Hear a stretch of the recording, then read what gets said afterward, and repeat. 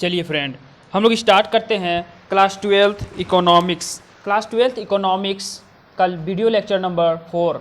ठीक है, video lecture number 4 हम लोग स्टार्ट करने वाले हैं। ठीक है, पार्ट 4, ये जो हमारा वीडियो है ये पार्ट 4 है। ठीक है, तो आप ये चैप्टर 1 पार्ट 4 इकोनॉमिक्स अनुपम अग्रवाल की बुक, ठीक है, आप परचेस कर लीजिए मार्केट से। मैं उसी बुक से आपको पढ़ाता हूँ, तो आप जो है उस बुक को ले करके आप मेरी वीडियो को एक बार पूरा देखने के बाद आप बुक को एक बार पूरे लाइन बाय लाइन स्टडी कीजिए और समझने का प्रयत्न कीजिए। आपको वीडियो पूरा समझ में आएगा और आपको एग्ज़ाम में अच्छे मार्क्स भी मिलेंगे। चलिए फ्रेंड, हम लोग स्टार्ट करते हैं। अर्थशास्त्र की विषय सामग्री, सब्जेक्ट मैटर ऑफ इकोनॉमिक्स क्या है। तो विभिन्न अर्थशास्त्रियों, ठीक है, विभिन्न अर्थशास्त्रियों ने अर्थशास्त्र के अभिप्राय को एवं अर्थशास्त्र की विषय सामग्री को भिन्न भिन्न रूपों में प्रस्तुत किया।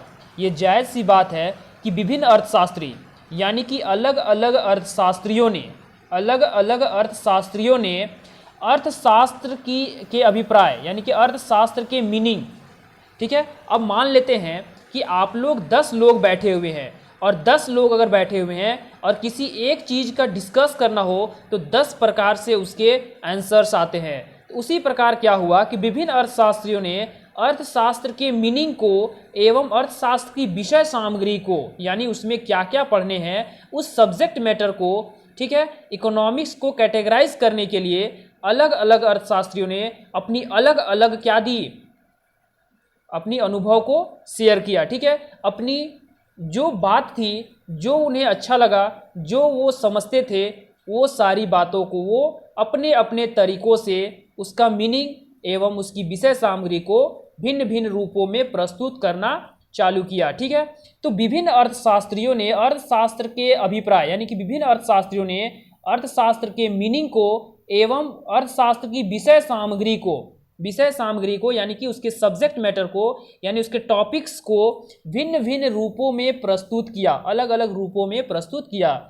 विभिन्न अर्थशास्त्रियों के भिन्न भिन्न दृष्टिकोण कहने का मतलब है कि आप जैसे मान लेते हैं कि एक बंदे को हमने खड़ा किया, ठीक है, एक बंदे को जैसे मान लेते हैं कि यहाँ जो है कुछ रखे हुए खाने वाली वस्तुएं, ठीक है, मान लेते हैं इसमें से 4 लोग हैं, ठीक है, 4 लोग जो हैं इसे पसंद करते हैं, तो वो उसे क्या करेंगे, इसे अच्छे दृष्टिकोण से देखेंगे, उसे खाने की दृष्टिकोण से देखेंगे। ठीक है, और जो ये सब खाना पसंद नहीं करते हैं वो इन्हें घृणा की दृष्टि से देखेंगे, इसे नज़रअंदाज की दृष्टि से देखेंगे, ये इसे पसंद नहीं करते हैं। ठीक है, तो अलग अलग अर्थशास्त्रियों के दृष्टिकोण से यानी कि अपने अपने नज़रिए से, ठीक है, जैसे हम ले एक, ठीक है, अब जैसे मान लेते हैं कि इस बंदी को देख करके आपके नज़रियों में क्या आ रही है, ठीक है, आपकी नज़र में क्या फील हो रही है।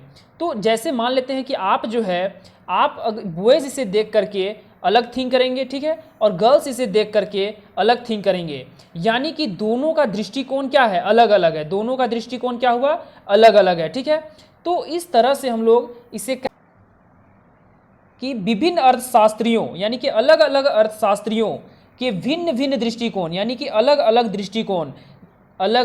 दृष्टिकोण। जैसे मैंने आपको एक एग्जांपल दिया था कि गर्ल्स जो है गर्ल्स का देखने का नज़रिया यानी दृष्टिकोण अलग होगा, बॉयज़ को बॉयज़ देखने का दृष्टिकोण अलग होगा, लेकिन बॉयज़ जब गर्ल्स को देखे तो उसका दृष्टिकोण अलग होगा और गर्ल्स जब बॉयज़ को देखे तो उसका दृष्टिकोण अलग होगा। यानी कि विभिन्न भिन्न लोगों के दृष्टिकोण अलग अलग होते हैं। उसी तरह से अर्थशास्त्री भी क्या है, एक लोग है, ठीक है, एक व्यक्ति है। तो विभिन्न अर्थशास्त्रियों के भिन्न भिन्न दृष्टिकोणों को 4 वर्गों में बांटकर अर्थशास्त्र की विषय सामग्री का विश्लेषण किया जा सकता है। यानी कि इकोनॉमिक्स का परिभाषा दिया गया अलग अलग अर्थशास्त्रियों के दृष्टिकोण से। सबसे पहले एडम स्मिथ ने अपनी परिभाषाएं दी अपनी दृष्टिकोण से, उसके बाद फिर अलग वैज्ञानिक आए, अर्थशास्त्री आए, उन्होंने अपना डिफिनेशन दिया।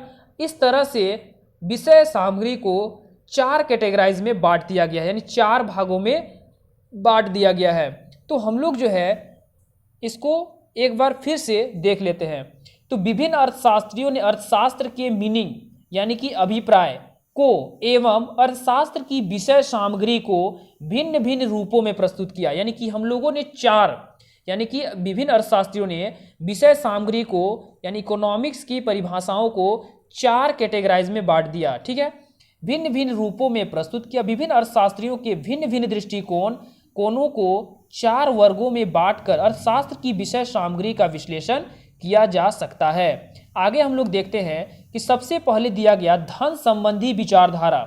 धन संबंधी विचारधारा यानी इस टॉपिक से ही हमें पता चलता है कि धन संबंधी विचारधारा कहने से ही हमें नज़र में क्या आता है, धन।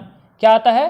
धन, ठीक है। यानी जैसे ही धन की बात हुई तो धन जो है हमारा पैसों पे चला जाता है। किस पे चला जाता है? हमारा माइंड जो है, हमारा दिमाग जो है, धन कहने से ही पैसों पे चला जाता है। किस पे चला जाता है? पैसों पे चला जाता है, ठीक है।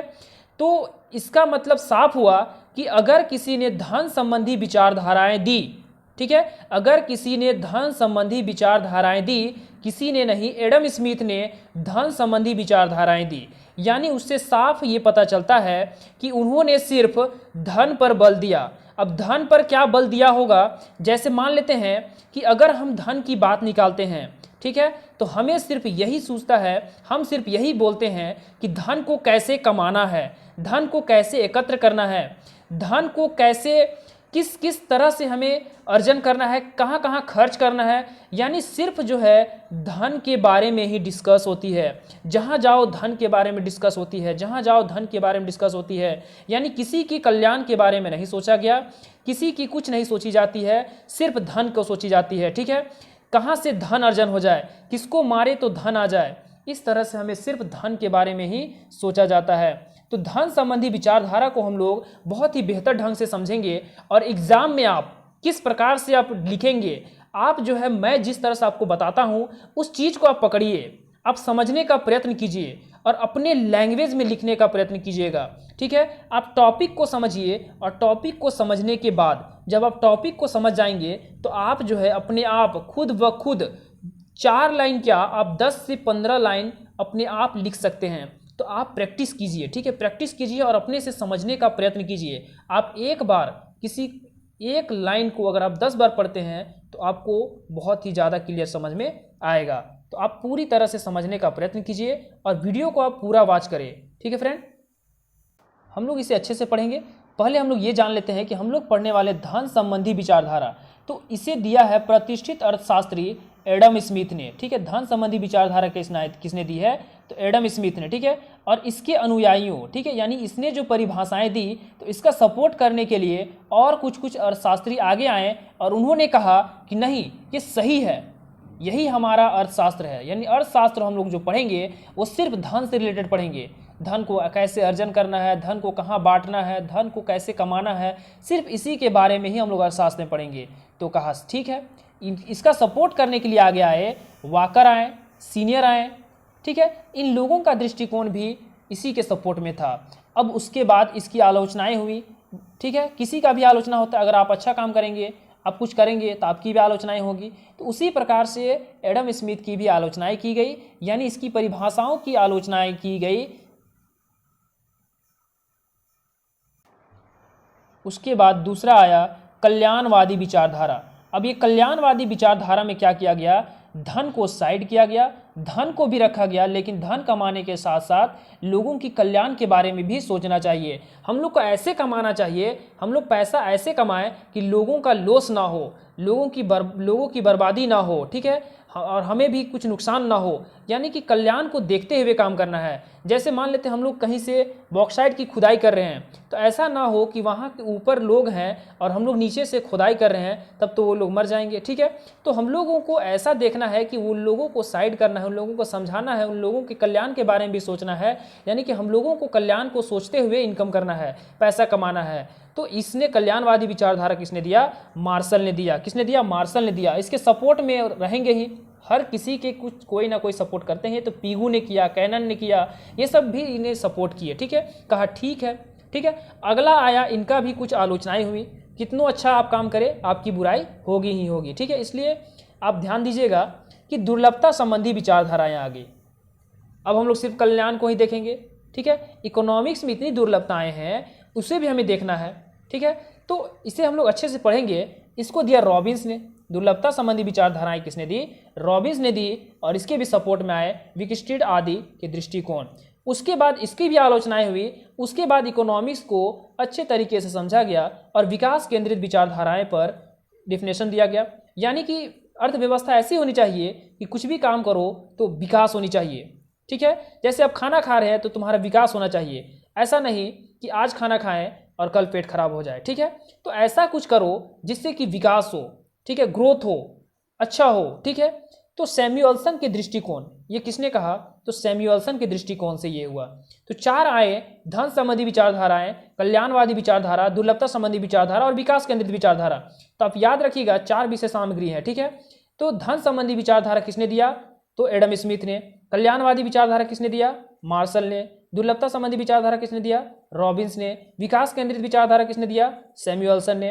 अब हम लोग एक एक को अच्छे से पढ़ेंगे और समझेंगे, ठीक है फ्रेंड। वीडियो थोड़ी सी लंबी हो सकती है, आप परेशान ना हो, एक बार अगर वीडियो देख लेते हैं तो आपको हमेशा के लिए अच्छा हो जाएगा, ठीक है। शॉर्ट वीडियो बनाओ तो आपके लिए कुछ फ़ायदा होगा नहीं, हो सके मैं बोलते बोलते आपके लिए कुछ ऐसा बोल जाऊं जो आप कभी सुने ही ना हो और आपको समझ में भी आ जाए और आपको टॉपिक पूरा क्लियर हो जाए, ठीक है। मैं चाहता हूं कि आप एग्जाम में आपका कुछ भी ना छूटे, आप ना भी जाने तो आप कुछ ना कुछ लिख कर आएँ। मैं आपको ऐसे पढ़ाने का प्रयत्न करता हूं, ठीक है फ्रेंड। और आप कमेंट करके बताएं कि मैं जिस तरह से पढ़ा रहा हूं क्या आपको पसंद में आ रही है, ठीक है। अगर आपको अच्छा लगता है तो आप मुझे कमेंट करके ये जरूर बताइएगा कि वीडियो अच्छा लगा। थैंक यू फ्रेंड, ठीक है। चलिए फ्रेंड, हम लोग देखते हैं उपयुक्त वर्गों के में विभिन्न अर्थशास्त्रियों द्वारा अर्थशास्त्र की भिन्न भिन्न विषय सामग्री को सम्मिलित किया गया है, ठीक है। सबसे पहले धन संबंधी विचारधारा, ठीक है। धन संबंधी विचारधारा प्रतिष्ठित अर्थशास्त्रियों एडम स्मिथ, ठीक है, मेन यही है। धन संबंधी विचारधारा कहने का जो है, इस टॉपिक का, इस पॉइंट का मेन जो व्यक्ति है वो है एडम स्मिथ। कौन है, एडम स्मिथ। उसके बाद जेवी से हैं, ये अलग है, ठीक है। वाकर है, सीनियर है, आदि ने धन इसके अर्जन, धन को कैसे कमाया जाए, किस तरह से कमाया जाए, कमाने का जरिया तो आप जानते हैं। हम लोग जो है धन का अर्जन अलग अलग तरीकों से कर सकते हैं, ठीक है। पढ़ा कर सकते हैं, टीचिंग करके हम लोग धन का अर्जन कर सकते हैं, फसल उपजाऊ करके हम लोग कर सकते हैं, हल चला करके धन का अर्जन कर सकते हैं। कुछ भी हम लोग जो है वर्क करें जिससे हमारी धन की अर्जन हो, धन की आय हो। सिलाई भी करें तो हमारी धन की अर्जन ही होती है। धन, इसके अर्जन, वितरण, यानी धन को जैसे हम लोग कमाएं, इनकम किए, अब उसको खर्च कहाँ करें, खर्च किस चीज़ पे करें, ठीक। मैक्सिमम जो है इस चीज़ पे खर्च कर देते हैं, यानी ये लग्जरी है। क्या है, लग्जरी। इस पे खर्च करना सभी को अच्छा लगता है, आप खर्च कीजिए, अच्छी बात है, ठीक है। कुछ इनकम हो जाने के बाद इस चीज़ पे खर्च कर देते हैं, कार खरीदने में खर्च कर देते हैं। यानी कि विभिन्न ऐसी वस्तुएं होती हैं, विभिन्न ऐसा हमारी इच्छाएं होती है, जो आवश्यकताएं होती है, उस चीज़ पे हम लोग क्या करते हैं, खर्च करते हैं। तो धन का अर्जन, धन कमाने के बाद धन को खर्च भी करना है, धन कमाने के बाद धन को खर्च भी करना एवं प्रयोग को अर्थशास्त्र की विषय सामग्री, यानी कि विषय सामग्री क्या है, धन संबंधी विचारधारा में सम्मिलित किया है। इन अर्थशास्त्रियों ने अर्थशास्त्र की विषय वस्तु में आर्थिक मानव एवं उसकी क्रियाओं को सम्मिलित किया है। आर्थिक मानव किसे कहा जाता है, जो ऐसा काम करे जिससे इनकम हो, ठीक है। ऐसा लोग जो सिर्फ अर्जन यानी धन कमाने के लिए काम करते हो, ठीक है। उनकी जो क्रियाएं होती है, जो उनका काम होता है, वो सिर्फ धन का अर्जन करना होता है। धन को कैसे प्रयोग करना है, कहाँ क्या करना है, सिर्फ धन से रिलेटेड ही बार बार सोचे। वो हम लोग धन संबंधी विचारधाराएं, ये हमें एडम स्मिथ ने बताया। एडम स्मिथ का ज़्यादा फोकस था वो धन पे था। धन को कैसे कमाना है, धन को कहाँ खर्च करना है, कैसे खर्च करना है, कब खर्च करना है, कैसे खर्च करना है, क्यों खर्च करना है, ये सब जो है धन संबंधी विचारधारा एडम स्मिथ ने दिया, ठीक है। अब जो है, तो अब आपको ये कॉन्सेप्ट कैसा लगा, यानी धन संबंधी विचारधारा आपके हिसाब से क्या सही है या गलत है, आप कमेंट में लिखकर मुझे बताएं। अगर आपको इसमें कुछ आलोचनाएं करनी है या इसकी कुछ तारीफ करनी है, इसकी कुछ बुराई करनी है, तो आप मुझे कमेंट में इसकी करें, मेरी ना करें, ठीक है। चलिए फ्रेंड, हम लोग आगे देखते हैं कल्याणवादी विचारधाराएं, उसकी आलोचनाएं हो गई है, ठीक है। आप आगे की क्लास में पढ़ेंगे, सबको मैं यही बताऊंगा, तो फिर आगे की क्लास में आप क्या पढ़ेंगे, ठीक है।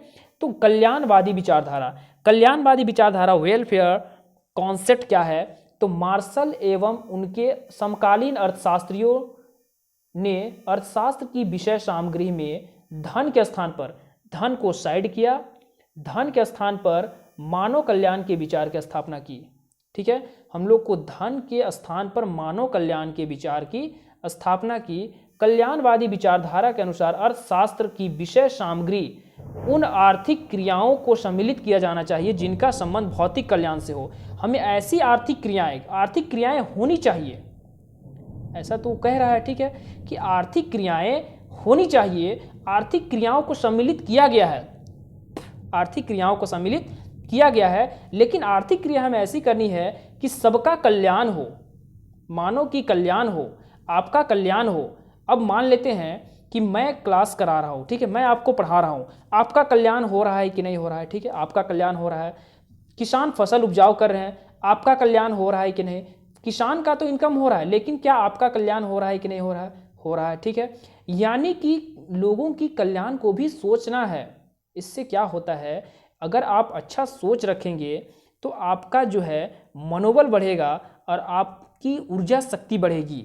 ठीक है, इसलिए आप सोच को अच्छा रखिए, सोच को अच्छा रखेंगे, अपने अंदर कॉन्फिडेंस रखेंगे तो आप एक दिन अवश्य आगे बढ़ेंगे। ठीक है फ्रेंड, तो अगर जो है आप, चलिए हम लोग आगे देखते हैं कि इसी को एक बार मैं फिर से समझा देता हूं कि मार्शल एवं उनके समकालीन अर्थशास्त्रियों ने अर्थशास्त्र की विषय सामग्री, जो धन संबंधी विचारधारा मैंने पढ़ा था, उसी को कहा गया विषय सामग्री। दूसरी विषय सामग्री जो है में धन के स्थान पर, वो एडम स्मिथ ने जो धन की परिभाषाएं दी थी उसको साइड किया, उसको साइड में रखा। वो है, सही है, लेकिन इसके साथ साथ हमें मानव की कल्याण को भी सोचना चाहिए, जो कि एडम स्मिथ ने नहीं सोचा। ये बहुत गलत है। ठीक है, ये किसने कहा? तो मार्शल ने कहा। ठीक है, तो मार्शल ने कहा कि मानव कल्याण के विचार की स्थापना की, इन्होंने उसको भी स्थापना किया, वो भी है ये भी है। ठीक है, दोनों को साथ लेकर चलना है। विचार के अनुसार अर्थशास्त्र की विषय सामग्री में उन आर्थिक क्रियाओं को सम्मिलित किया जाना चाहिए जिनका संबंध भौतिक कल्याण से हो। ठीक है, लेकिन एडम स्मिथ की क्या थी कि एडम स्मिथ ने सिर्फ धन को जैसे भी कमाना है, किसी की किडनी बेच के कमाओ, किसी को मार करके कमाओ, उससे मतलब नहीं है, लेकिन धन कमाओ। ठीक है, लेकिन उसी को मार्शल ने आकर समझाया कि नहीं, किसी को मार करके मत कमाओ, ठीक, किसी की किडनी बेच करके मत कमाओ, बल्कि उसकी कल्याण को सोचो, उसकी किडनी बचाने की सोचो। उसका अगर किडनी बेचना पड़े तो वो काम मत करो, वो धन नहीं है। ठीक है, चलिए आगे देखते हैं, इसकी भी आलोचना हुई। ठीक है, आपको लग रहा हो कि ये सही है, अरे यही डिफिनेशन है, अरे और इसका भी गलती है। ठीक है, इसकी भी कुछ आलोचनाएं की गई, मैंने नहीं किया, ये दुर्लभता संबंधी विचारधाराएं जो दी रॉबिन्स ने, इसने इसकी आलोचनाएं कर दी। ठीक है, तो रॉबिन्स ने अर्थशास्त्र की विषय सामग्री में सीमित साधन, सही बात है, हमारे पर्यावरण में, हमारे ब्रह्मांड में, हमारी पृथ्वी में, हमारे भारत में, हमारे गांव में, हमारे शहर में, सभी जो है हमारे जेब में क्या है, साधन सीमित है, लेकिन सभी की आवश्यकताएं असीमित है, आपकी आवश्यकताएं असीमित है। ठीक है, तो उसी असीमित आवश्यकताएं, हमारी आवश्यकताएं क्या असीमित है, तो उसमें से क्या करना है, जो सबसे ज़्यादा इंपॉर्टेंट हो, सबसे ज़्यादा महत्व हो, उसे चयन करते हैं। क्या करते हैं, उसे चयन करते हैं, उसे चुनाव करते हैं, जो कि बड़ी समस्या होती है। ठीक है, बहुत ज़्यादा समस्या उत्पन्न हो जाती है। आपको कार चाहिए, मोबाइल चाहिए, रेडियो चाहिए, टेलीफोन चाहिए, आपके पास धन नहीं है, आपके पास धन नहीं है, और धन आएगा कहाँ से? धन हम आपको दे भी दे तो साधन कहाँ से आएंगे? ठीक है, उतने साधन तो है नहीं। ठीक है, उतने साधन कहाँ से आएंगे? तो इसलिए क्या होती है कि उनमें से हमें चुनाव करना पड़ता है। क्या करना पड़ता है? चुनाव करना पड़ता है। ठीक है, तो सीमित साधन एवं असीमित साध्यों मतलब होता है आवश्यकता से संबंधित चुनाव की समस्या को सम्मिलित किया गया है। रॉबिन्स के विचार में अर्थशास्त्र की विषय सामग्री में मानव व्यवहार की उन क्रियाओं को सम्मिलित किया जाना चाहता है जिनमें मानव अपने सीमित साधनों तथा असीमित आवश्यकताओं को पूरा करने का प्रयास करता है। तो पूरा इकोनॉमिक्स इसी पे चल रहा है, अभी भी जो इकोनॉमिक्स चल रही है, अर्थव्यवस्थाएं चल रही है, इसी पे चल रही है। ठीक है, लोगों के पास जो मनी है वो हमारा साधन बन चुका है। ठीक है, और वो साधन जो है सभी के पास क्या है, सीमित है, और उस सीमित साधन को इस तरह से प्रयोग करते हैं कि वो अपनी मैक्सिमम सेटिस्फैक्शन को पूरा करते हैं, अपनी मैक्सिमम आवश्यकताओं को पूरा करने का प्रयत्न करते हैं। लेकिन सभी आवश्यकताओं को पूरा करना ये कभी संभव नहीं है, और जिंदगी में कभी संभव नहीं होगा। आप इसे संभव बनाने का प्रयत्न ना करें, बर्बाद हो जाएंगे। ठीक है, अब हम लोग आगे देखते हैं विकास केंद्रित विचारधारा। ये कॉन्सेप्ट बिल्कुल सही है, इसमें सारा कुछ आ जाएगा और ये सही भी है।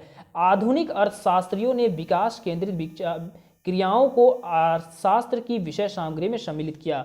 सैमुअल्सन, ठीक है, सैमुअल्सन के अनुसार अर्थशास्त्र की विषय सामग्री में सीमित साधनों के वितरण यानी सीमित साधनों को ऐसे बांटना है, ऐसे प्रयोग करना है जिससे आर्थिक विकास हो, यानी लोगों की विकास हो, ठीक है, यानी कि जड़ से मजबूत हो, यानी पेड़ ऐसे लगाओ कि जड़ से मजबूत हो। आप छत ऊपर पेड़ लगा देंगे तो कितनी जब मजबूत होगी, तो ऐसा पेड़ लगाओ, लेकिन ऐसा लगाओ कि मजबूती प्रदान हो। घर ऐसा बनाओ कि मजबूती प्रदान हो। पढ़ो ऐसा कि मजबूत हो, अच्छे से कॉन्सेप्ट क्लियर करो, तब जाकर कुछ होगा।